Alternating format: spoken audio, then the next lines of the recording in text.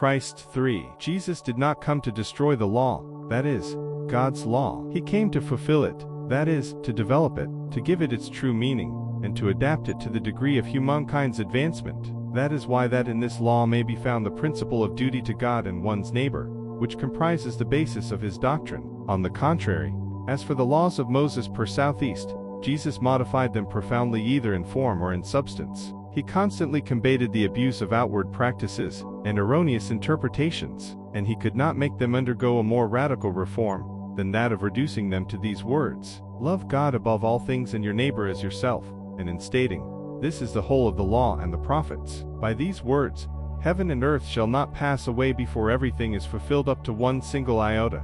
Jesus meant that it would be necessary for God's law to receive its fulfillment, that is, to be practiced all over the earth, in all of its purity, with all of its development, and all of its consequences. For what good would it have done to have established this law if it were to have remained the privilege of only a few people, or even of one sole nation? As children of God, all humans are, without distinction, the object of the same solicitude.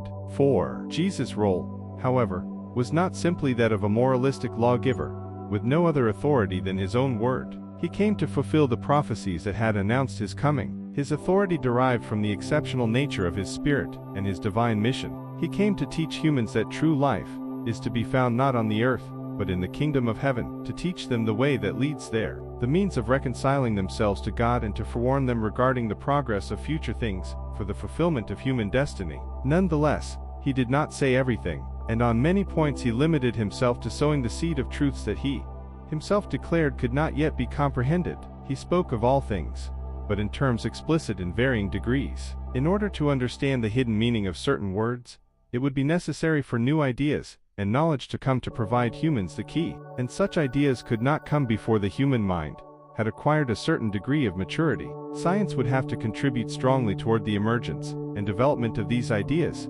Therefore, it would be necessary to give science time to progress.